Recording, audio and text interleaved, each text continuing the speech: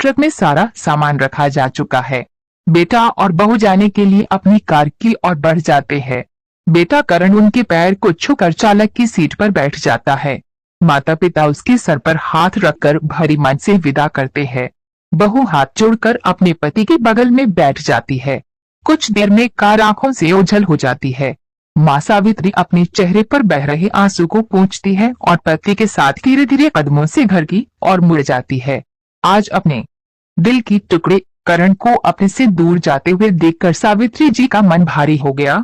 इतने बड़े घर में अब वे दो ही शरीर रह गए हैं, सावित्री जी और उनके पति हरमन जी।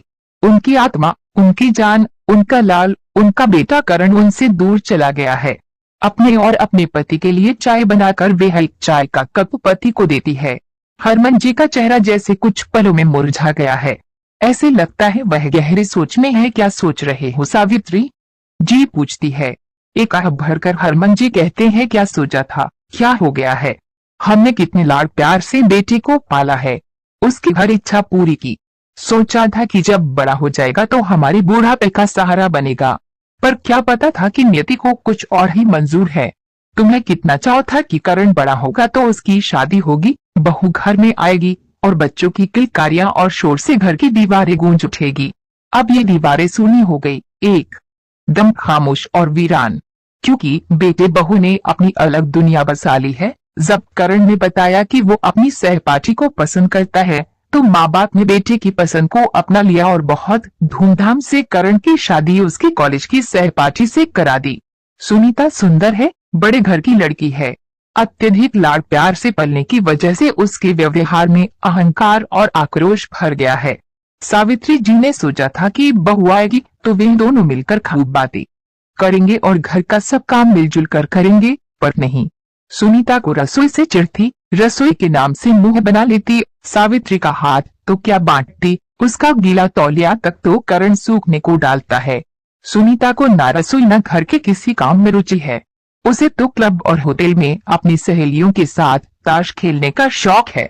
हर दूसरे दिन उनके घर में पार्टी होती जिसमें मौस और शराब का सेवन होता। बस यही सब सुनीता को पसंद था। ऐसे नहीं कि उन्होंने सुनीता को नहीं समझा, करण से भी बात की, पर सुनीता ने तो यहाँ तक कह दिया कि अगर उन्हें सब कुछ अच्छा नहीं लगता तो वो अलग हो जाते हैं।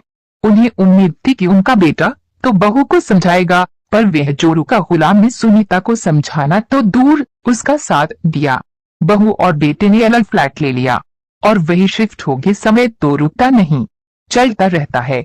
अब माँ बाप को भी बेटे के बिना रहने की आदत हो गई थी। सुनीता ने कुछ समय बाद एक प्यारी सी बेटी को जन्म दिया। अपनी पोती को देखने गए तो हैरानी हुई कि पोती को आया ने अपनी गोद में लिया है और शीशी से उसे दूध पिला रही है। सावित्री जी का मन तो हुआ कि काहे बहू कम से कम अपनी बेटी को तो अपनी गोद में लेकर उसे अपना दूध पिलाया करो, उसको माँ होने का एहसास तो दिलाओ, पर वह कह ना सकी। जानती थी अभी बहू कड़ी कोठी सुना देगी। कितने अरमान थे कि अपनी पोती को बड़ा होते देखेंगे, उसको साथ खेलेंगे, पर उनके सारे अरमान बहू की जिद और आधुनिक विचारधारा में बह गए। एक दिन रात के करीब 3 बजे होंगे। दरवाजे की घंटी बजती है। कौन हो सकता है? हरमन जी ने दरवाजा खुला तो देखा कि सुनीता दरवाजे पर खड़ी रो रही है, साथ में उनकी पोती भी है। क्या हुआ बहू, रो क्यों रही हो? करण कहा है, सब ठीक तो है ना? हरमन जी बहू को इस तरह देख परेशान हो गए और उन्होंने प्रश्नों की बौछार लगा दी। पिताजी, करण का एक्सीडेंट हो गया है, वो हॉस्पिटल के आईसीयू में है। सुनीता ने कहा तो हरमन जी सन रह गए। इसे भी पढ़े सासू माँ, जो कल हुआ उसे आज नहीं होने दूंगी। बाप का आशीर्वाद। सुनीता ने बताया कि रात को एक पार्टी से आ रहे थे।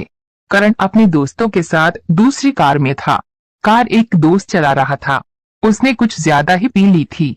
एक ट्रक के साथ उनका एक्सीडेंट हो गया था।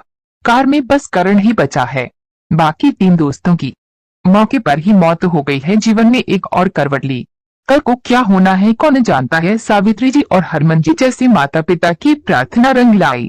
करण 3 महीने के बाद जब ठीक हो गया तो हॉस्पिटल से हरमन और सावित्री जी को बोले, बेटा अच्छा हो गया, कल उसकी छुट्टी भी हो जाएगी, हम चलते हैं, अपना ध्यान रखना। सुनीता बोली, हमें नहीं, साथ लेकर जाएंगे। हरमन जी और सावित्री जी ने उन्हें अपने अंक में भर लिए। आसमान में संध्या की लालिमा से मौसम सुहाना हो गया है। उड़ता पंछी शाम को अपने घोंसले में लौट आया है। घर की रौनक वापस आ गई। दादा दादी हर वक्त पोती के साथ खेलते रहता, ऐसा लगता फिर से उनका बचपना वापस आ गया। सुनीता हर काम में सास का हाथ बटाती। सुनीता ने महसूस किया जिंदगी कितनी